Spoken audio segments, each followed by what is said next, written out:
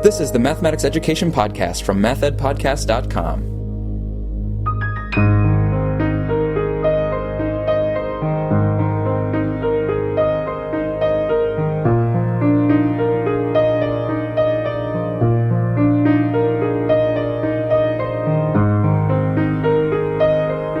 Welcome to the Math Ed Podcast. My name is Chuck Munter, an assistant professor of mathematics education at the University of Missouri.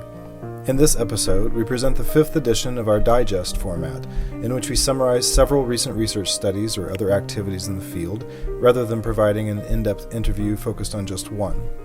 To help accomplish this goal, we extended an invitation to all listeners to become contributors, who submit brief summaries and interpretations of recent works that they are interested in. Here we offer 3 such entries.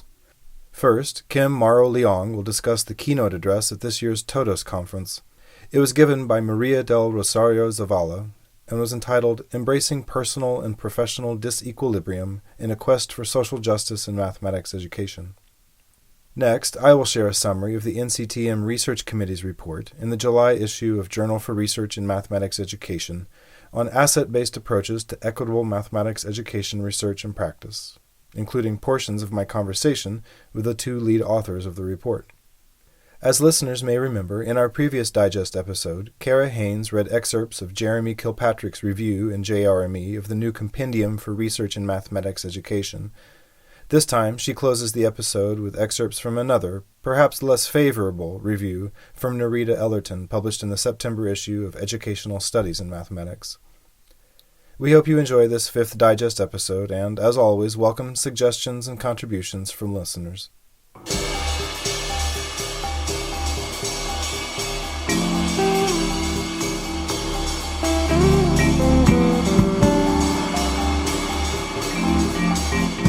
Dr. Maria del Rosario Zavala delivered the opening keynote for the TODOS 2018 conference this past June with a call to action for each conference goer in service of social justice in mathematics. But this attendee took away a broader call to the mathematics education community in general, recalling the unexpected political upheaval and the unrelenting sting of social media attacks in the fall of 2017 and in the winter of 2018, Dr. Zavala's keynote counters the harsh rhetoric with a call to uplift and support each other in the work that we do. The theme of the TODOS Mathematics for All conference was moving from awareness to action, and Dr. Zavala's keynote provides a blueprint.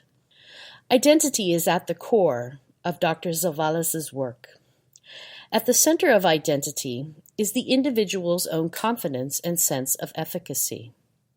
In this case, in mathematics. Radiating out from the center are the mathematical identities that students construct and co-construct within schools and classrooms. This identity is closely linked with practice, an idea originally attributed to Nasir and Hand. Outside, but also within the classroom, other aspects of identity also come to play in the formation of student identity, including race, gender, language, and more. Zavala gives a vivid example of the tenacity of the racial narratives held by one focus group of Latinx students and the stereotypes that came from that. One student, Luis, referred to how smart he judged students to be, based on minimal information on the distribution of grades, when he said, "I believe that Asians are," meaning smart, "but not white people. No offense, but I'm not sure."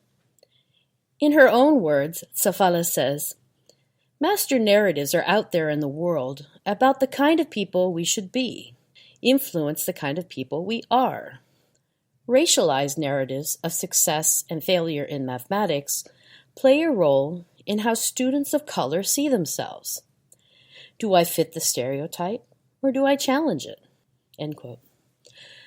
The same narratives can play into the educator's own constellation of identities as we each work to find our role in achieving a more just society. Indeed, each individual offers something different to the work of striving towards social justice in mathematics education. Zavala invites the conference goer to conceptualize the challenges of social justice mathematics around three central ideas: reclaiming, rehumanizing, and respecting mathematics. Reclaiming mathematics is centered on acknowledging that every person's relationship with mathematics matters. This is true for Zavala's work with pre-service teachers who explore their past math trauma through poems and dialogue. Reclaiming mathematics is also about curriculum. In an example from work done with a fourth grade teacher in East Oakland, California, Zavala describes the School Outside Space Design Project, an initiative that gave students the opportunity to use and learn mathematics to repurpose an outside area of the school. The evidence of students reclaiming mathematics was in the ownership of their own ideas and the energy they put into their collaborative projects. It was also evident in the teachers, who found their role as leaders and advisors to students preferable to the rigid march through a textbook. Zavala's account of attempts to rehumanize mathematics classrooms is conflicted. NCTM's 2018 Annual Perspectives in Mathematics Education volume outlines success stories. In this volume, Gutierrez's 8 steps for rehumanizing mathematics classrooms also provides guidance. But Zavala muses on how this can be possible in a public school system founded on colonialism and racism. Even in the successful algebra project in Baltimore, reconciling the existing system with an unconventional rethinking of the mathematics classroom in the end proved not to be possible, at least yet. Homeschooling, charter schools, and parochial schools are often considered flawed but viable alternatives for some communities seeking to rehumanize mathematics. Respecting mathematics refers to how society regards mathematics. A California State University system policy change eliminated the requirement for intermediate algebra for students in a non-STEM major, citing dismal credit transfer rates from state community colleges. The desired effect was to eliminate a barrier, which it achieved to some degree. The policymakers did not, however, ascertain why the pass rates were so low for this course and did not instead explore options for improving the courses. But the policy change also perpetuated a recurrent problem. Students continued to be sorted into STEM and non-STEM majors based on performance in a single course. This can be problematic for STEM students of color. Zavala shows us that the move denigrates mathematics as well, and she says, from this perspective, the policy could be seen as disrespecting mathematics because it reinforces elitism that mathematics is only for certain people, not all students. End quote. Zavala reminds us that disequilibrium is the root of all learning and that productive struggle is motivating. If you aren't struggling, you aren't learning. Leaning hard into the disequilibrium is like venturing into a deep pit. It's a move that shapes and reforms perspectives and causes us to question what we thought was clear and self-evident. Surrounding ourselves with those who have different perspectives, perhaps those who are closer to the communities in our schools, makes the jump a risk that is worth taking. Zavala's advice for the conference is fourfold, but it can also be advice for our research and educational work in general. First, dig deep for the purpose of your work. Second, take risks. Third, embrace disequilibrium and engage in productive struggle. And finally, this is a call to lift each other up. I would like to end with a note about the Math Ed Collective at mathedcollective.wordpress.com. The Math Ed Collective was formed to give scholars and educators the tools and support they need to fight back against the personal and professional attacks mentioned in the opening. If you find yourself the target of a barrage of verbal or digital attacks, the MathEd Collective has advice and resources that you can use to protect yourself. Similarly, if colleagues find themselves in the position of defending against attacks on their academic integrity, there are letter templates as well as guidance on how you can support a colleague. Again, that's mathedcollective.wordpress.com.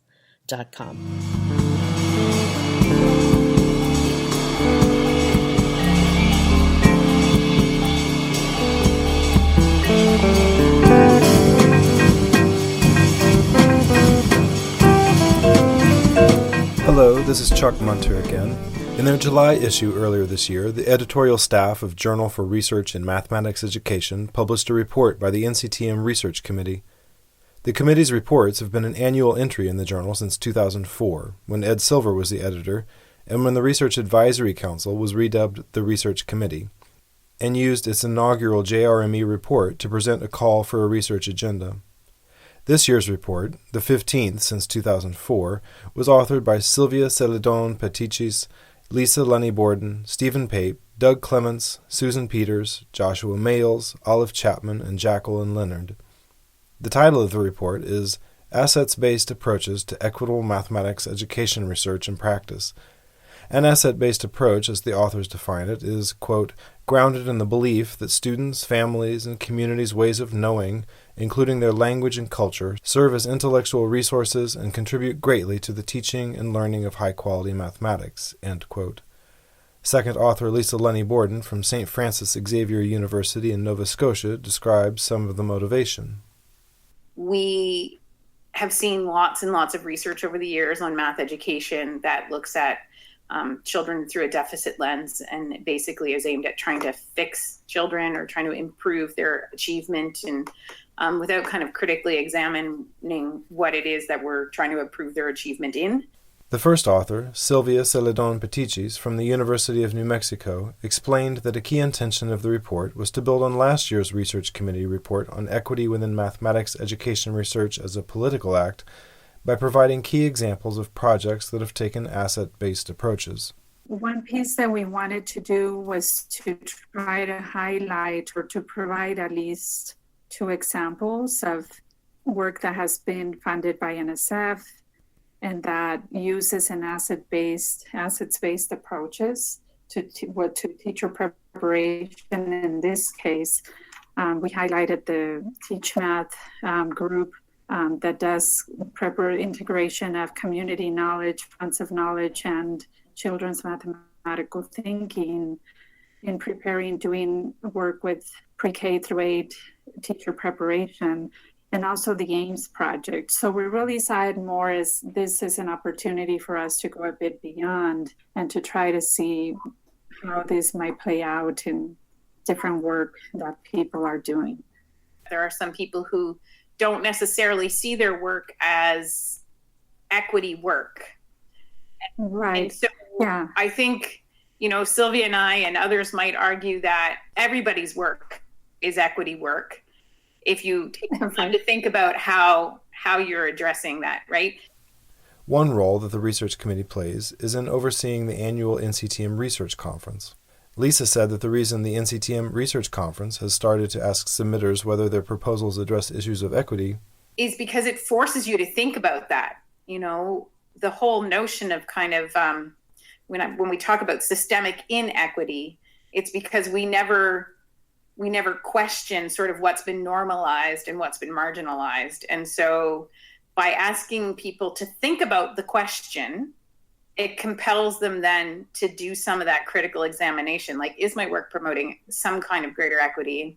And I would argue that probably a lot of work is promoting equity, but people just aren't thinking of it through that lens. Early in the report, the authors seem to distinguish between complex instruction and detracking, as exemplified by the work of Joe Bowler, and a, quote, more critical approach, citing Rochelle Gutierrez and Lori Rubel. I asked them how they see the asset-based approach for which they are advocating in this report as relating to either of those 2 other approaches. This is Lisa.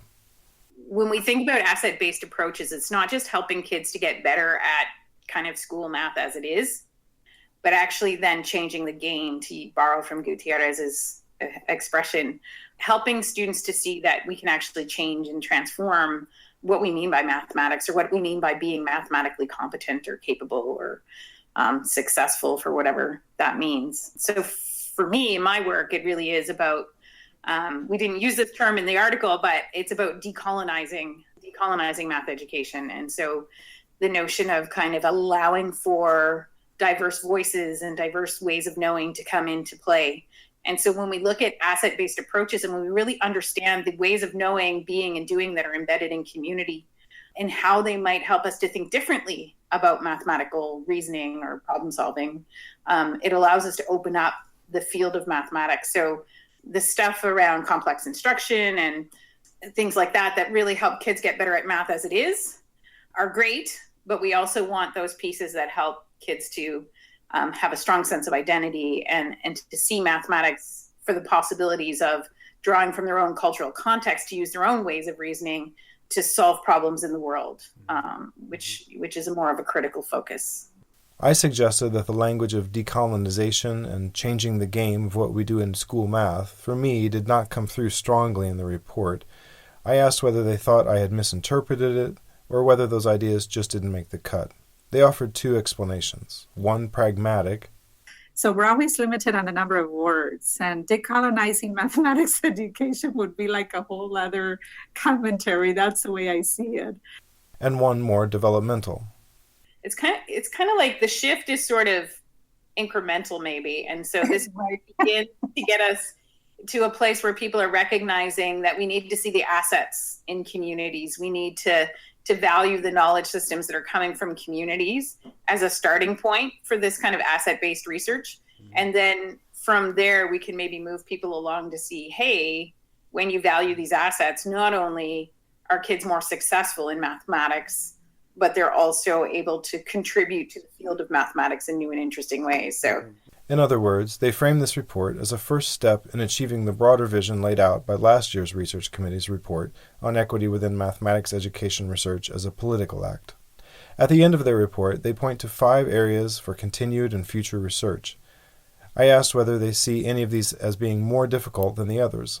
Sylvia pointed to the second one, which is a, quote, call for more asset-based research that embraces and sustains culturally responsive and relational pedagogy and expands our understanding of cultural ways of knowing as well as the impact of such work, which requires educators building relationships with communities and coming to understand ways of knowing and doing mathematics within these communities, end quote. The one that comes to mind, because we are asking the mathematics education research community to learn the context, right? So that's not an easy piece to do. And we acknowledge that. It's not easy work. And that's why many researchers use this prepackaged, it's ready to go. These are the interventions. We're going to go in and do something onto the community, right? It's not getting to know anything about the community itself or the students in that community. So that work itself takes time. Lisa added, in order to do real equity work, that relationship building is important. And it's one of those issues, I think, with the nature of academic institutions and funding agencies that expect quick turnaround, that it's problematic. So I think that's a real challenge, not just for researchers, but to the entire system, to rethink, how do we do this equity work well? We often hear from communities, like in my work, I hear from communities all the time, well, they have this 6-month grant and they want us to come in and do something and make change. And it takes 6 months just to sit and have conversation about where we are. They, quote, call the mathematics education research community toward an understanding of equitable practices based on asset-based approaches, and also challenge the mathematics education research community to consider a systems approach when thinking about the complexities and nuances of inequitable practices, end quote.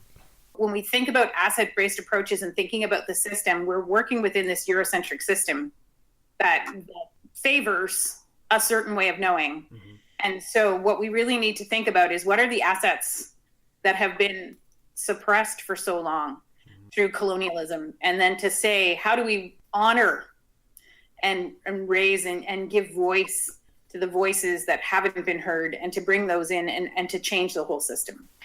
With the teaching, I see similar patterns. I mean, it's about learning about the students, what kind of languages do they bring to the school setting, how can we value and honor those languages. There's so many tools now that help teachers, even if they're only English speaking, that help with even not only translations. Of course, you want to go beyond translations, but tools that can support students in making meaning, and also valuing the students' languages. And I can build on that just with an example from my own work, because I do work in Indigenous communities in Canada. Indigenous languages are verb-based languages, so they don't focus on nouns and matter. They focus on energy and flux and motion. And so in my own work as a teacher, just listening to the way my students were talking about mathematics, I started speaking more in verbs. So we focused more on process and action, and less on the names of things. And mathematics has a tendency to nominalize things like nouns. And so just that, paying attention to the fact that I didn't need to be a speaker of the language, although I do speak Mi'kmaq a little bit, but I needed to understand the grammatical structure of the language to get at the ways of thinking that are embedded in that language. And when I taught using those ways of thinking, my students were better able to understand the mathematics. If you've grown to expect the annual publication of an NCTM Research Committee report, you may have realized that this year's did not come out in the traditional March or May issue. Initially, the committee was going to comment on the recent Catalyzing Change in High School Mathematics report, but the Catalyzing Change document was not ready at the time for us to be able to comment on. So then we had to find another plan. And so we took it upon within the committee, we started thinking about what would be some thought for a commentary. And that's where we decided to extend on some of the ideas from the political acts with the expertise that we had around the table. Before concluding my conversation with Drs. Celedon Petichis and Lenny Borden, I asked whether they had any concerns about the ways that readers might misinterpret their report. The piece that I worry about is that I hope that people don't interpret it as not including the critical piece, because that's actually, it's part of the work. So that's one of my concerns. And Lisa, I don't know if you have others. Yeah, I mean, I always know that how things get taken up and how they were intended are maybe not necessarily congruent, but, you know, Right. I hope people will see it as really a call to come to know communities, to come to know children, and to come to understand the strengths and gifts that they bring into the classroom, and to build from that. To start the academic year, we here at the University of Missouri had a lively conversation about the Research Committee's report among faculty and doctoral students. I'm fairly certain my guests would approve, and I look forward to next year's report in JRME in March, May, or maybe July.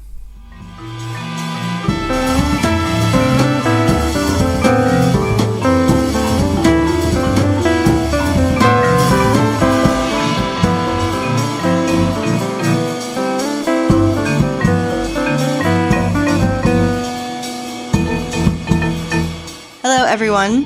This is Cara Haines from the University of Missouri.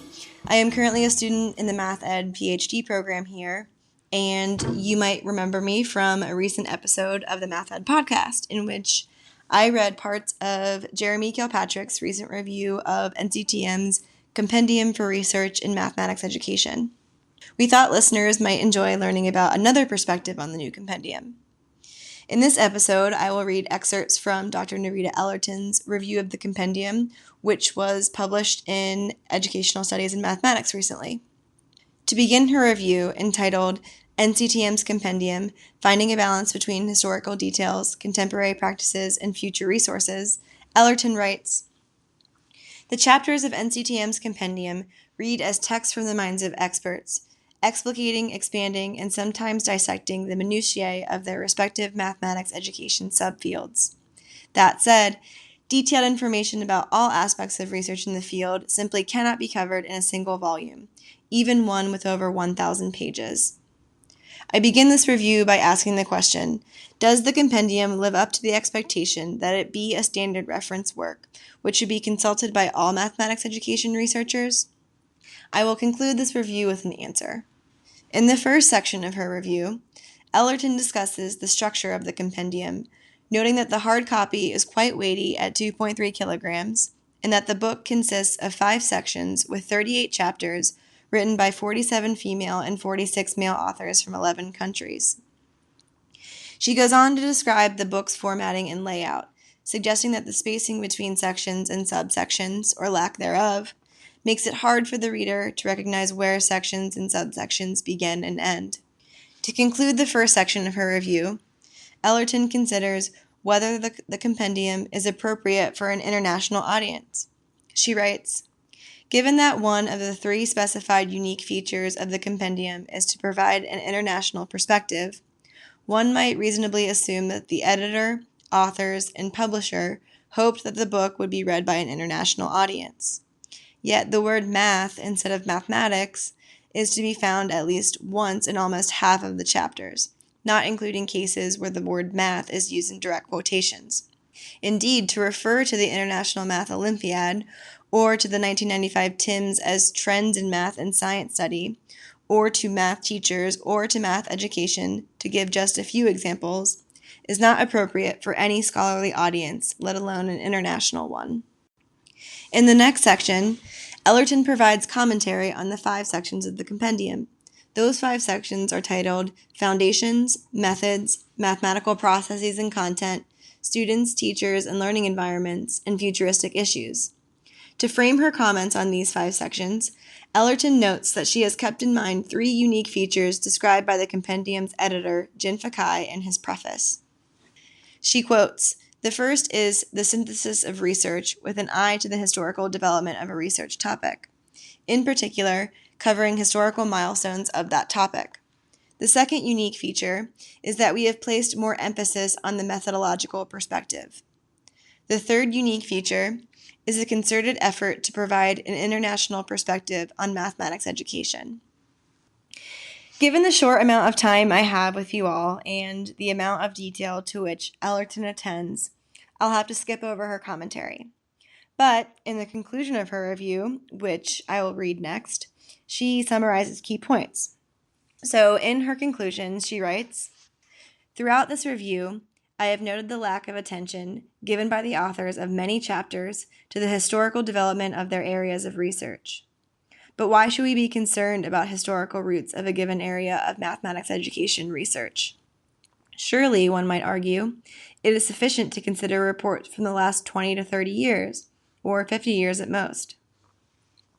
If mathematics education researchers are beguiled into such thinking, then one can convince oneself that one's research is making innovative contributions to the field when that is not the case. Historical roots deserve to be celebrated, for they often provide important insights into the state of affairs, not only related to the time of events considered in the historical analysis, but also at the present time and indeed for the future. In mathematics education, cross-fertilization of scholarly research and writing between the subfields of mathematics education tends to receive little attention. Researchers become experts within but rarely across these subfields, and mathematics education, as it is manifest in schools and colleges, suffers from the consequences. A careful reading across the chapters of the compendium, rather than isolated reading of just a few scattered chapters, could represent a start in helping researchers become aware of the possibilities for such cross-fertilization of subfields. Although Chapter 27, for example, has as its major focus the semiotic and sociolinguistic literatures and discourse analysis, authors of other chapters rarely mention the key roles played by language factors in the teaching and learning of mathematics. One exception is Chapter 13 on early number, which includes a Level 4 heading, Language-Related Mechanisms, on page 316. What is sometimes lacking in the compendium is a genuine problematizing of issues within subfields. Mathematics education researchers need to identify and work towards solving the most important problems in mathematics teaching and learning. Are our methodological approaches maximally appropriate? What is a pilot study, and how necessary are pilot studies? Must the theoretical framework for a study come before we have posed the research questions or designed the method we will use to collect our data? Surely, if that is our approach, then researchers become vulnerable to finding research questions and research methodologies and subsequently data which will fit their theories. If the chapters in the compendium are read unthinkingly, with the assumption that what is written on every page must be followed to the letter, then the compendium has the potential to mislead and lock the researcher into limited ways of conducting research which all but ignore the history of the field. But if the compendium is read with an open mind and a questioning eye, then it can become a powerful companion for any researcher in mathematics education. And that concludes Ellerton's review. As I mentioned earlier in the segment, you can check out Ellerton's review in June's issue of Educational Studies in Mathematics if you're interested in learning more about it.